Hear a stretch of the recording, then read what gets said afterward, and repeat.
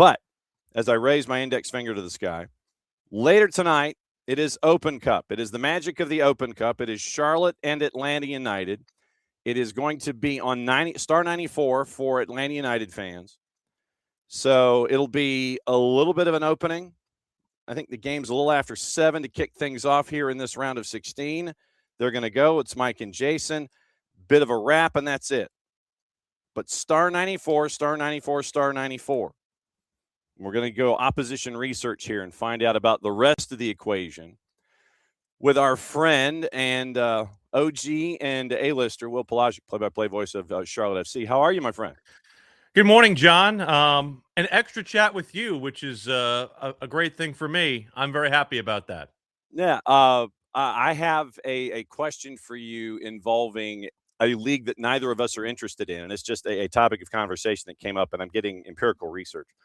There is a cup competition in USL, and Yes. it is attached to a tire brand name. And apparently no one has ever seen these tires out in public. Literally, it's like, okay, here's the tire brand name.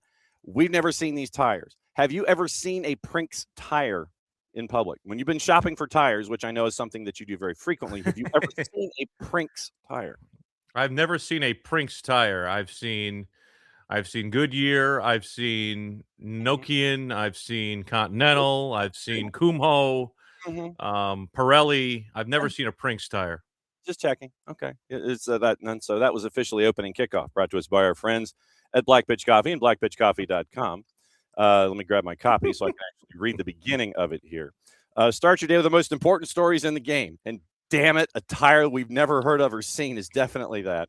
Right way to start your morning. Black Pitch Coffee, part of the SDH community, showing up at events all over Atlanta. Try their home blend made with beans from Brazil and Guatemala, heavy-bodied. Notes of walnut and semi-sweet chocolate and a rich world-class finish. Opening kickoff powered by Black Pitch Coffee and blackpitchcoffee.com. I'm not a coffee person, so I'm just reading the copy. All right. I've had their coffee, and it's very good. Okay. From my days in Atlanta. So yeah. Okay. Just checking. I mean, hey, look, I will take all of the there are a lot of people who don't drink coffee. No, there's a lot of people who don't drink coffee. Mountain Dew. I got two people in my office who don't drink coffee. I think these people are certifiable, John. We're just. I didn't realize you were one of those people. So we're un-American, is what you're saying? No, I said you're certifiable. It's a lot different. You're American, but you're certifiable. Absolutely true. And we've known this for quite some time. So as we get into the Open Cup, the magic of the Open Cup, hashtag. Sure. You got the chance to catch up with the head coach at Charlotte FC, Dean Smith, yesterday, and he discussed the value of having a building named after himself on the campus of North Carolina Chapel Hill, and the value of basketball and four corners offense. Yeah. The value of all of that stuff, but putting the joking and the puns aside, I want to go backward before we come into tonight. What happened on the weekend? You played one of the best teams in the league is what happened, unfortunately, John. And unfortunately, too, they were without one of their biggest leaders on defense in Tim Ream. And in the last two games, you've definitely seen the value of Tim Ream. And it's not even to cast aspersions about what Andrew Privet brings to the table, because I think Ream and Privet, probably didn't get enough credit for the way they played together. It's just Privet had himself a couple of bad moments against the LA Galaxy, and I don't think his midfield in front of him helped him in the St. Louis contest. So I think from that perspective, Privet maybe gets a little bit of the unfair side of the stick. But Tim Ream does so much when it comes to an organizational aspect of where things are supposed to be defensively and where guys are supposed to move. And I just don't know if you have that same level of experience with Andrew Privet next to the 21-year-old Morrison Adjaman. Now, I understand that, even if they had Tim Ream, it's still an uphill battle against a team that is scoring goals for fun. Sam Sturridge is scoring, at will. Hani Mukhtar has basically owned Charlotte FC in his entire time in MLS. He now has 7 goals head-to-head against us, which is the most of anybody against us in MLS play. He knocked out former New York Red Bulls player Elias Manuel from that fact. So it was tough. I know that, they got a couple of goals. That's the one thing that Charlotte FC is now doing now that they haven't done previously, is scoring set piece goals. They now have 6 set piece goals on the season. They've got a brand new set piece coach, individual development coach as well, by the name of Carl Hooper, who is from the Aston Villa Academy. Very apt that Dean brings him over from that particular side. But all in all, I think there are problems in the midfield when it comes to being able to organize things and build up. I think they're trying to fight it right now. I also don't know where they feel like their best striker is right now, because they've tried Archie Goodwin in there at the start, didn't produce much. And again, I don't necessarily think a lot of it was his fault. Didn't see a lot of the ball. I think at one point in time, the touch ratio between Hani Mukhtar and Archie Goodwin late in the contest was something like 27-2. Wow. So it definitely gives you a sense that Charlotte's had a hard time defending. They've had a hard time creating, and they played 2 very tough road matches. And Dean Smith will tell you the fixture list has not been kind to them. They had 5 games basically in a row at home after 2 in a row on the road. Then after the 2 and 5, they now have 4 straight on the road. Their final one of that comes on Saturday against New England. And then another 5 in a row at home. One of those broken up by the World Cup break. It'll end with the Atlanta United first MLS fixture on July 22nd. But it's been a tough go of it. There's been some injuries too. Zaha didn't play on the weekend. Tim Ream didn't play on the weekend, and we lost Harry Toffolo in the match as well against Orlando. So all in all, a good to bad to worse type evening for Charlotte in the Music City. I feel like I'm doing Chuck Dowdle's old GBU, the good, the bad, and the ugly. So then what are you anticipating lineup wise heading into tonight, knowing schedule compression is our good friend, and the injuries that you mentioned, and coming out of Nashville, and all the energy exerted? What are you anticipating tonight?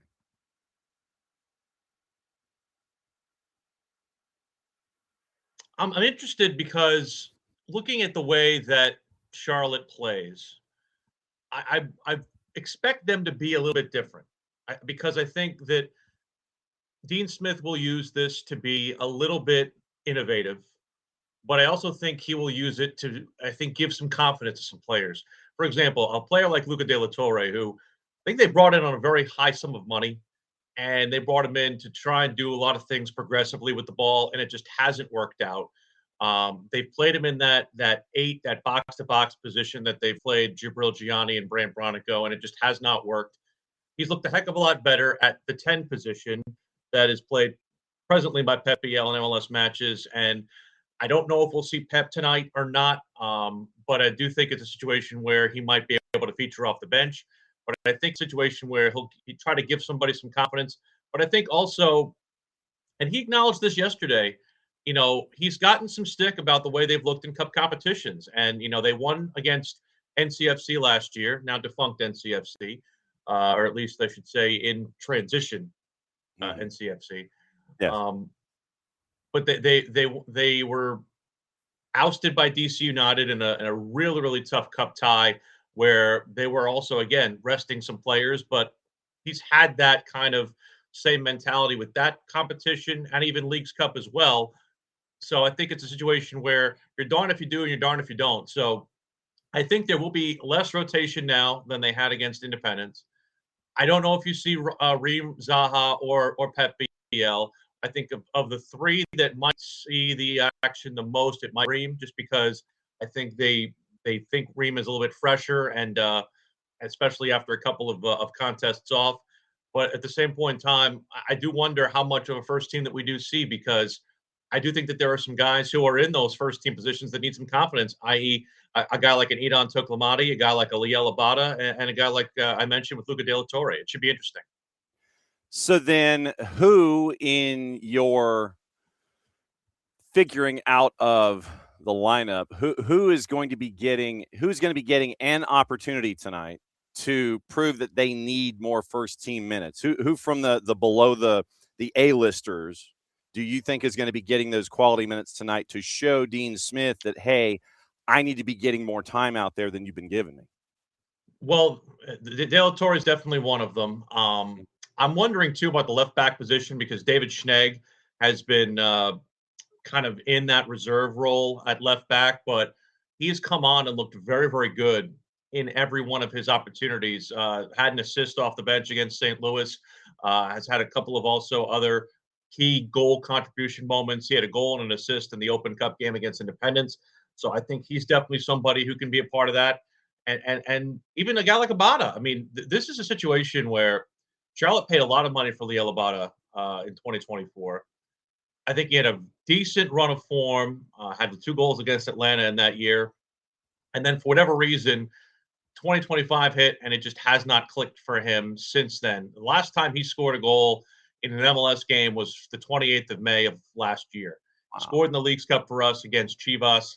But that's really been it for him. And he has not had it. And that's a guy that they paid somewhere in the neighborhood of $7.5, $8 million for. So I think it's a situation where you look at where Charlotte FC sits and you really want to see if you can make that work for a couple of reasons. Number one, just the selfish part of the productivity, but also the fact that you just need productivity from that position because it's DP, and you have to figure out, hey, is this somebody we want to keep beyond the end of the World Cup break? Because he's under contract through the end of the year. There is a club option for 2027. I don't know if they're going to exercise that. I think it's a situation where he's probably gone in the summer because they want to upgrade that position. And what they've talked about is, the most demonstrated and crazy summer that we've ever seen when it comes to MLS player movement. But what I will say is that, I would say that those are the 3 that I think this game is most important for. And also even a guy like an Aaron John, because Aaron John is somebody who has really risen up the ranks. Dean Smith gave him the start in the opening preseason game, which is something he did to Nimfasha Berkimas a couple of years ago when he first got here.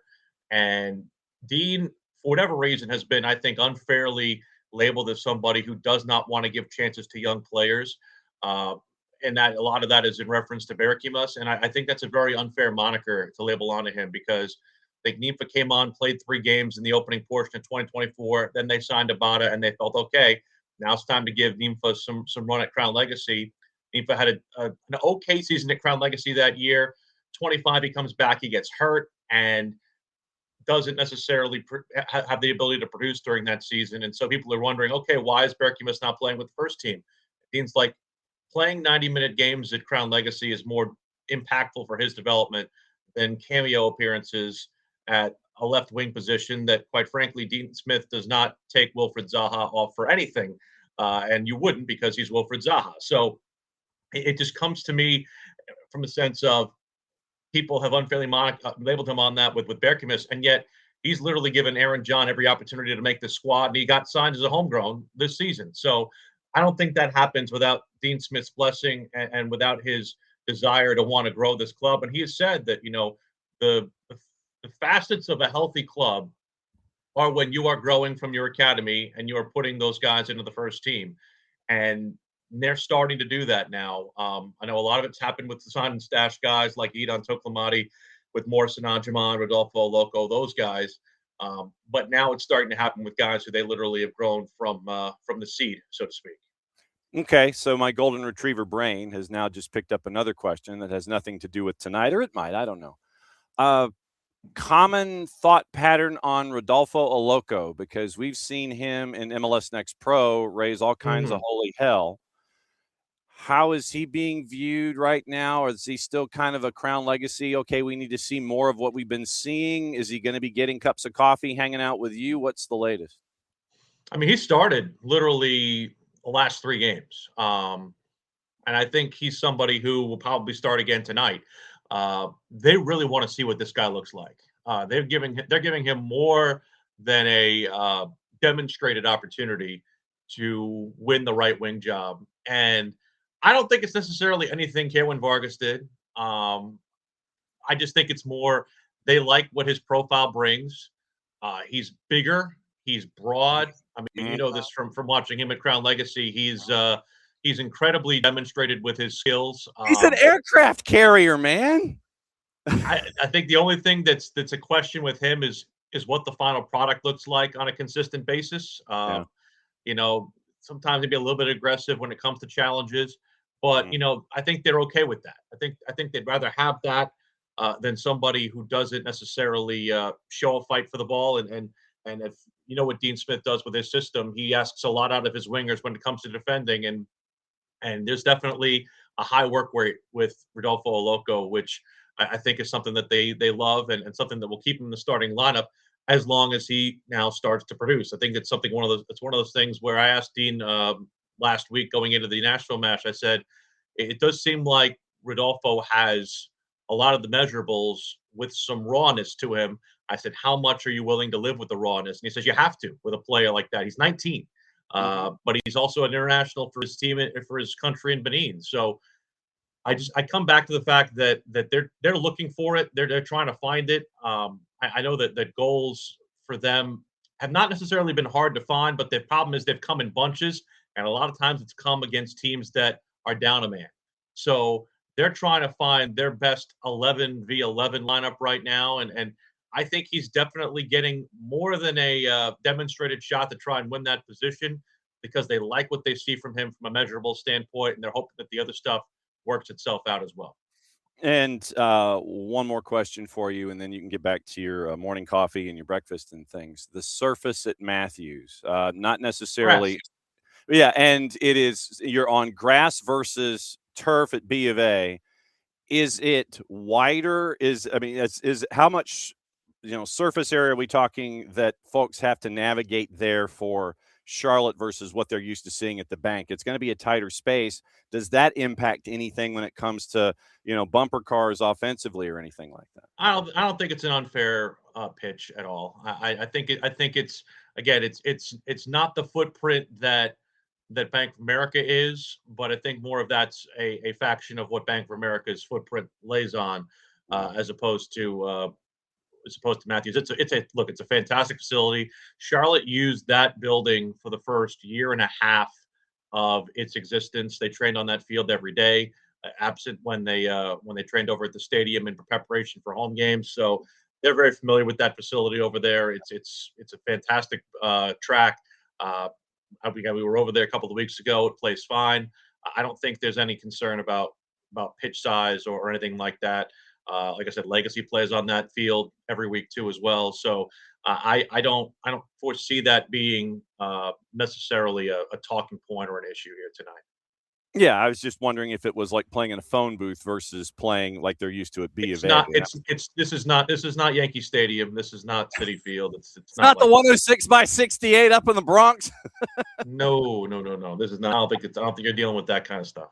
Okay. If you would please, sir, please hit the promo and let everybody know how they can listen to you and hit local radio options on Apple and all that kind of stuff every single time that you have a match that you are calling. Hit it.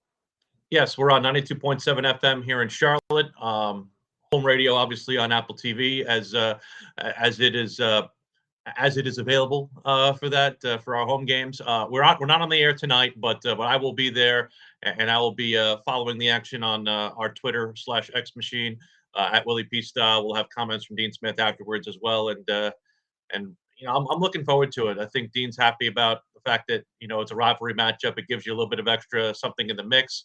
I don't think he likes the fact that the automatic winner of this automatically has to play on the road, which is a little bit weird. But yeah. that part is up to the immutable wisdom of our friends at the U.S. Open Cup. Yes. So the word of the day is now immutable, and I actually know how to spell that. So it's 2 M's. There you go. Immutable. So certifiable and immutable. We've had those 2 words today. As always, my friend, great to see you, and keep kicking and we'll catch up with us soon. If you ever want to vent your spleen on anything, that you can come in and crash it at any time.